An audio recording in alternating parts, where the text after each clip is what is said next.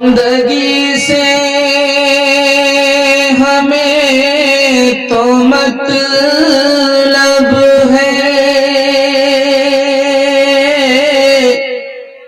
ہم ثواب و عذاب کیا جانیں،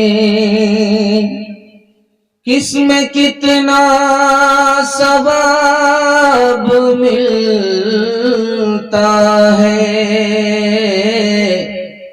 عشق والے حساب کیا جانے۔ یا رب دل مسلم کو وہ زندہ تمنا دے، جو قلب کو گرما دے، جو روح کو تڑپا دے۔ بھٹکے ہوئے آہوں کو پھر سوئے حرم لے چل، اس شہر کے خوگر کو پھر وسعت صحرا دے۔ اس دور کی ظلمت میں ہر قلب پریشاں کو، ہر قلب پریشاں کو وہ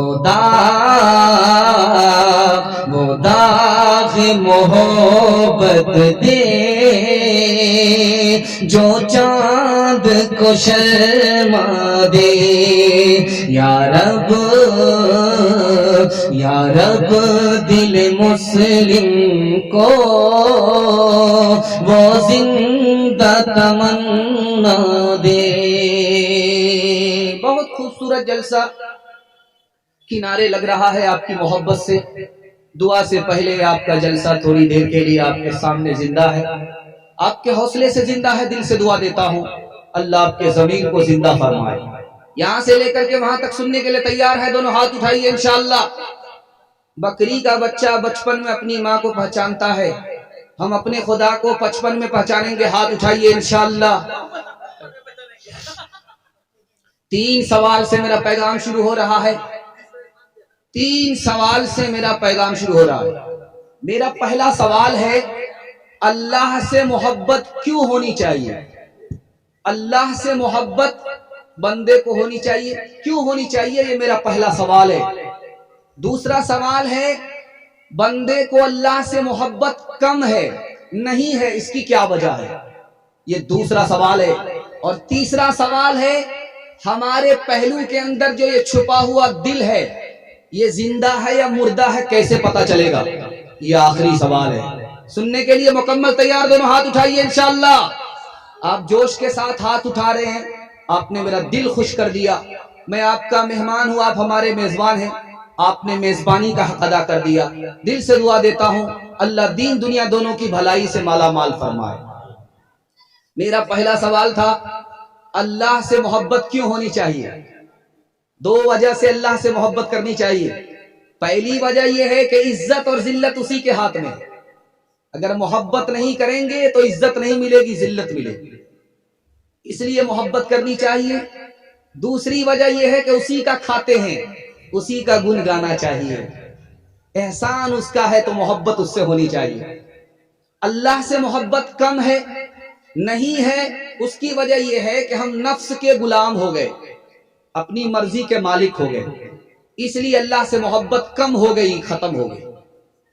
تیسری وجہ بتانے کے لیے جا رہا ہوں، ہمارا دل زندہ ہے یا مردہ ہے کیسے پتا چلے گا؟ تقریر سے جگانے پر اگر جاگ گیا تب تو اس کا مطلب ہے زندہ ہے۔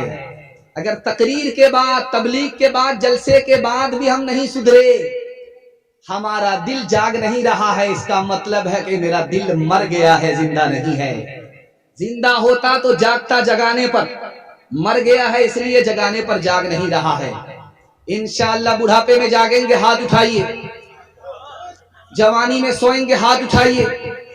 دل گلستان تھا تو ہر شے سے ٹپکتی تھی بہار، دل بیاباں ہو گیا، عالم بیاباں ہو گیا، بڑے موذی کو مارا، نفس امارہ کو گر مارا، نہنگو اژدہا وہ شیر نر مارا تو کیا مارا، نہنگو اژدہا وہ شیر نر مارا تو کیا مارا، گیا شیطان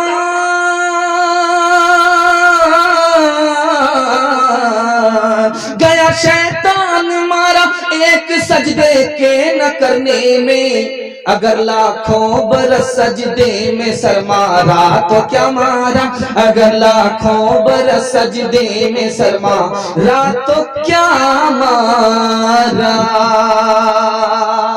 سیرت کے حوالے سے جلسہ آ رہا ہے، مدینہ کا حوالہ آپ کی خدمت میں آ رہا ہے، انشاءاللہ سب کام پہلے ہوگا، حج اور عمرہ بعد میں کریں گے، ہاتھ اٹھائیے انشاءاللہ۔ یہ دیکھیے ہم جنازہ ہی پڑھنے والے ہیں، آپ کا 7 خون تو معاف ہے، اس کے بعد معافی نہیں ہے، دھیان سے سنیے گا، جلدی سے نکل جائے گا۔ پہلا پیغام آپ کی خدمت میں آ رہا ہے مدینے کے حوالے سے۔ اللہ نے آنکھ دیا ہے، انتقال سے پہلے اس آنکھ سے مدینہ دیکھ لیجئے، نبی کی شفاعت ملے گی، دھیان سے سنیے گا، جلدی سے نکل جائے گا۔ پہلا پیغام، خوبصورت پیغام آپ کی خدمت میں آ رہا ہے۔ حاجی گئے ہندوستان سے، اس حاجی کا نام تھا نانوتری، گئے حج کرنے کے لیے، جوتا ہٹا دیا پیر سے، ننگے چل رہے، لوگوں نے کہا کہ حضور آپ نے جوتا نہیں پہنا، زمین گرم ہے، پتھریلی زمین ہے، آبلہ پڑ جائے گا، پیر میں پھوکا ہو جائے گا، آبلہ ہو جائے گا، پھوکا ہو جائے گا، جوتا پہنیے۔ تو کیا کہتے ہیں جوتا اس لیے نہیں پہنتا، کیا پتا جوتا وہیں پڑ جائے جہاں آج سے 1400 سال پہلے نبی کا قدم پڑا تھا۔ دوسری مثال آ رہی ہے، دھیان سے سنیے گا۔